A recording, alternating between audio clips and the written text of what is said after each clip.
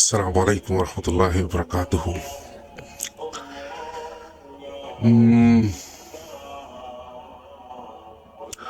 হঠাৎ করে মাথায় আসলো যে এখন যে কথাগুলো বলবো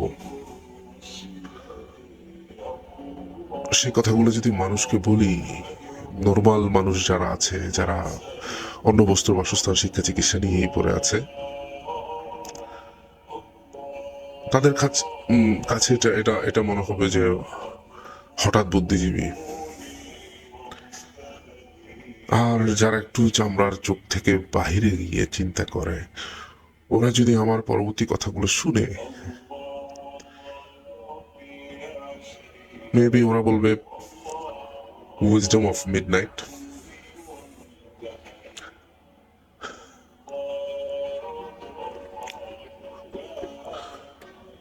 মাঝে মাঝে এইভাবে আসবো রাতের বেলা, ভিডিও করব এবং আপলোড করব।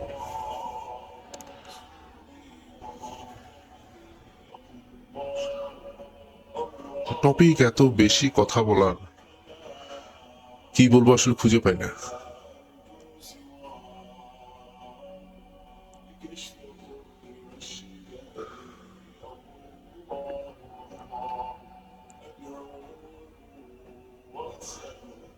মানুষ হয়তো নিজেকে খুব চালাক ভাবে,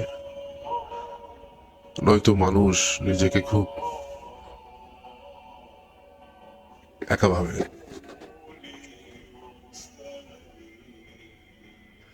এত বেশি তার সাবজেক্ট জীবনে বাঁচার, এত বেশি তার সাবজেক্ট জীবনে চলার, সে আসলে বুঝে উঠতে পারে না হোয়াট হিজ পারপাস অ্যাকচুয়ালি। আসলো, কান্না করতে করতে আসলো, সবাইকে সুখের কান্না দেওয়ালো, আবার সবাইকে কাঁদিয়ে চলে গেল,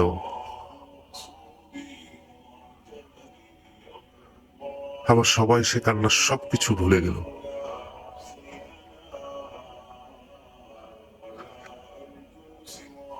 মাঝে মাঝে ভাবি যে প্রশ্নপত্র ফাঁস হয়ে গেছে। কেমন? কবরে ঢুকার সাথে সাথে জিজ্ঞেস করবে ইমিগ্রেশন কাউন্টারটার মধ্যে যে তোমার রব কে?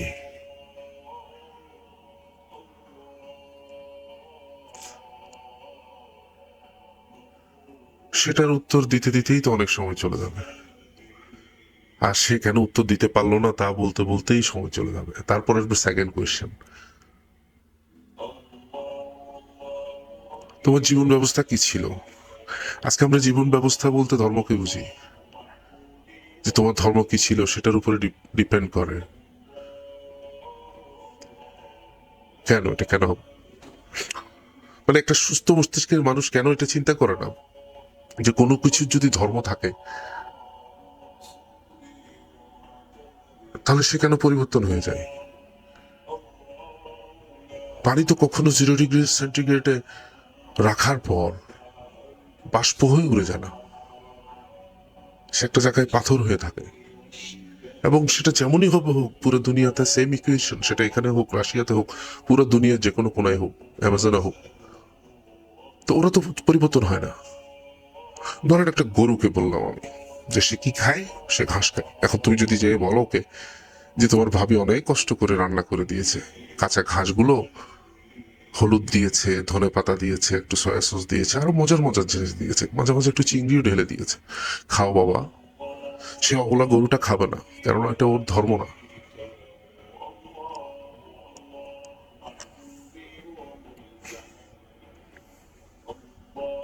মানুষ নিজেকে অনেক চালাক বলে, কিন্তু সে নিজের 3 প্রশ্নের জবাব বের করতে পারে না পুরো জিন্দগি, 30, 40, 60, 70 বছর। তো এই চালাকি দিয়ে কি হলো? তোমাকে শিক্ষিত করার জন্য 10টা বছর চলে গেলে, বা আমার আরো 10টা বছর চলে গেলে তোমার স্কুল, কলেজ, মাদ্রাসায়, মসজিদে, আর বাকি 10টা বছর দায়িত্বের বোঝা বইতে বইতে বইতে বইতে তুমি শুধু খালি নিজেকে ভুলেছো। আর 40-এ এসে ভেবেছো তুমি স্পটটা যদি শেষ হয়ে যেত। 50, 60, 70 তা বাদই দিলাম, তো চালাক কই? সে চালাক না। সে বলতেছে তার সেকেন্ড কোয়েশ্চেনে জিজ্ঞেস করা হইল তাকে, ওয়ামা দিন উকা, তোমার দিন কি ছিল? তোমার দিন কি ছিল? তোমার জীবন ব্যবস্থা কি ছিল? আজান দিয়ে দুনিয়াতে আসাই শেষ মুসলমান। গরুর গোস্তটা চাবায় চাবায় হাড্ডিটা চুষে চুষে খেয়ে ফেলার নাম ইসলাম। কি ভাবে মানুষ?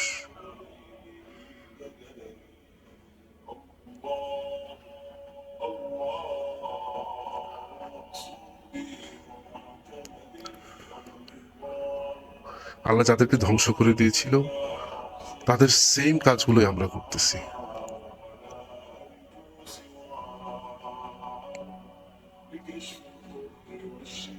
একটা মেয়ে রাস্তায় হাঁটতেছে, সে ভাবতেছে তার শরীরটা দেখালে মানুষ ওর দিকে তাকিয়ে থাকবে।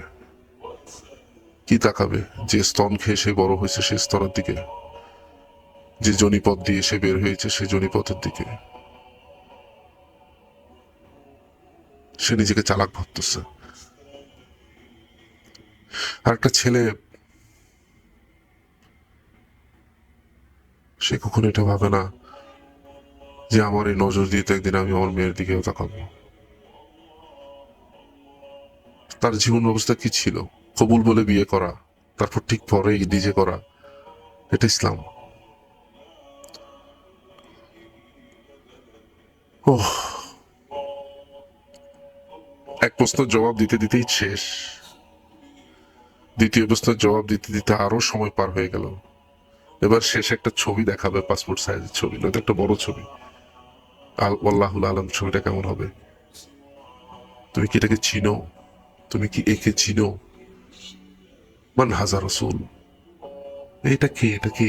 চিনো? ওর মতো দাঁড়িয়ে রাখছিলা নাকি কেজিএফ দেখে দাঁড়িয়ে রাখছিলা?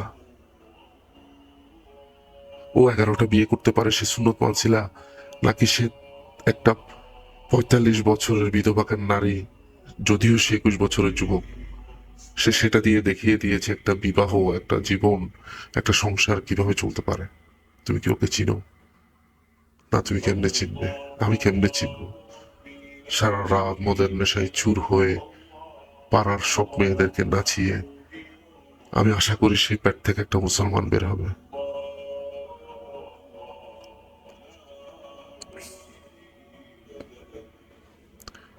আর সে মানুষ এমনি লাইফ ফিক্স করে। আর বেশি কিছু বলতে পারবো না। যতদিন পর্যন্ত একটা মানুষ তার জীবনকে পার করে তার পারপাস বের করতে পারলো না, তাহলে তাকে কেন মানুষ বলতেছে? আশরাফুল মাখলুকাত বলছে তাতেই সেরা। তো তেমন তো সেরা একটা টিভি 3-4 টন ফ্রিল মাছ খেয়ে বাঁচে, তাগুলো সেরা হয়ে গেছে খাদকের দিক থেকে। তুমি কি খেতে পারো? এক মুঠ চাল, তাও একটু যদি উল্টা পাল্টা হয় বলবে যে না, রুটি খাও, তাই তুমি সেরা। যা হোক, এসব কথাগুলো আপনাদের সাথে শেয়ার করার অর্থ এটাই যে আমরা নিজেকে ধর্মের খাতিরে ভান করে আলাদা করছি, জাতির খাতিরে। গেরুয়া বসন পরা সে লোকটা, সে অন্য ধর্মের হতে পারে, সে কিন্তু একটা মানুষ। তোমার নবী কাফের নারীকে বাসায় গিয়ে সেবা করছে যে কিনা তার পথের কাটা বিছিয়েছিল, আর তুমি নিজেকে, আর আমি নিজেকে নবীর উম্মত বলি।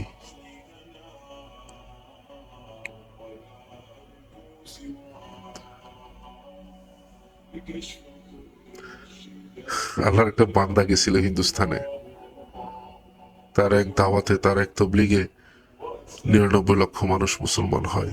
সেও কি আল্লাহ নবীর উম্মত না?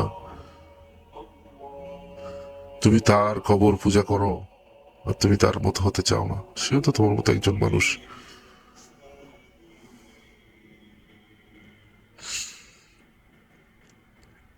সবসময় একজন আমাকে বলতো যে ভাই আপনি একদিন খুব চুপ হয়ে যাবেন। তা আমি ওকে জিজ্ঞেস করলাম আমার কি কথা বলার শক্তি থাকবে না? না ভাই, শক্তি আপনার থাকবে, তো আপনি আর কথা বলতে চাইবেন না। খুব ভয় হতো। পরে অনেক ভাবলাম আসলে সেটাই সত্য হয়তো। এর মানে এই না যে আমি আপনার সামনে এখন দুঃখের কথা বলতেছি। আমি অনেক অনেক অসুখী, আমি অনেক শান্তিতে আছি, কারণ আমার আপনার মতো বেশি বেশি স্বপ্ন নেই। আলহামদুলিল্লাহ, আল্লাহ আমার সব স্বপ্ন পূরণ করেছে, আলহামদুলিল্লাহ। আজকে মানুষকে দুঃখ দেখান, সে আপনাকে দুর্বল ভাববে। আর প্রচুর সুখ দেখান, সে আপনাকে সবল ভাববে না, সে আপনাকে নিয়ে হিংসা করবে। আলহামদুলিল্লাহ, রব্বে জিদনি ইলমান নাফিয়ান। যে হোক, যেমন হোক, যে বর্ণের হোক, যে গোত্রের হোক, যে ধর্মের হোক, আমরা যার যার ধর্মকে সম্মান করি। আর ওসব মানুষকে চিনে রাখি যারা তার নিজের ধর্মকে সম্মান করে না।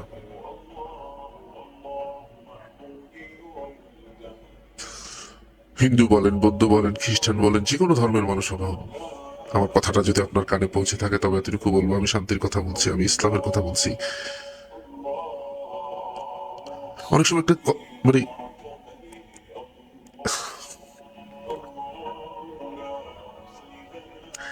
আমার আম্মা যখন ইউনিভার্সিটিতে চলে যেত, তখন আমাকে এক হিন্দু কাকিমার বাসায় রেখে যেত।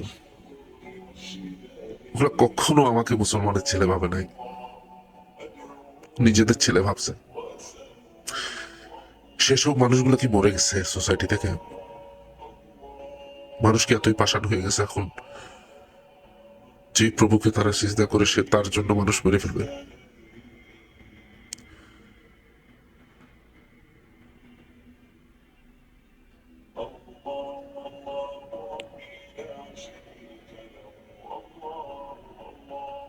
আলী রাজি আল্লাহ তাআলাকে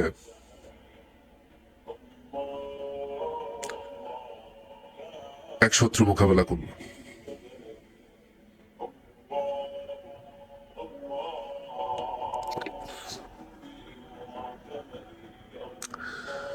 তাকে যখন কুপকাত করে তার বুকের উপরে বসে উঠল, তখন সে তার মুখ দিকে থুতু মেরে দিল। উনি তার বুক থেকে উঠে গেল। কিছুক্ষণ পরেই তার মৃত্যু হতে পারত। আলী রাজিয়াল্লাহু তাআলা সরে গিয়ে বললেন, হে যুবক, আসো আমার সামনে, আবারও আসো, আবারও লড়ি। যে হে আলী, আল্লাহ রাসূলের চাচতো ভাই ফাতেমার সাহার, আল্লাহ সিংহ যাকে বলা হয়েছে, আলী কেন আমাকে মারল না? আলী রাজিয়াল্লাহু তাআলা বলতেছিলেন, তুমি যে আমার মুখের দিকে থুতু মেরেছিলে, আমি যদি তোমাকে মেরে ফেলতাম তখন ক্রোধে মেরে ফেলতাম, কিন্তু না, আমি আমার জন্য তোমাকে হত্যা করতে পারবো না। আমি আবারও দিলের মধ্যে বসিয়ে নিলাম যে জমিন একমাত্র আল্লাহর, এখানে আল্লাহর কালমা পড়েই থাকতে হবে। সেটার খাতিরে আমি তোমার সামনে বসছি, আসছি, যুদ্ধে লড়ছি। এখানে হয়তো অনেক অনেক কথা বলবে আমার কথাগুলো শুনে, কিন্তু আলী রাদিয়াল্লাহু তাআলা নিজের জন্য তাকে মারেনি।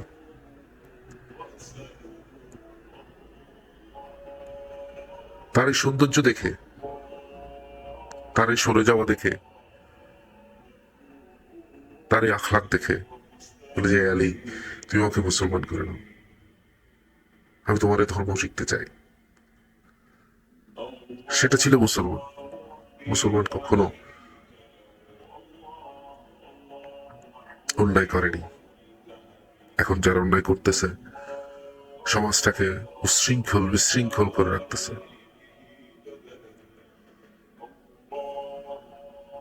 নিজেদের স্বার্থে, তারা কখনো মুসলমান হতে পারে না। মুসলমান হওয়ার প্রথম শর্ত হলো, মুসলমান হওয়ার প্রথম শর্ত হলো সে নিজের জন্য যা ভালো মনে করে তা অপরের জন্য ভালো।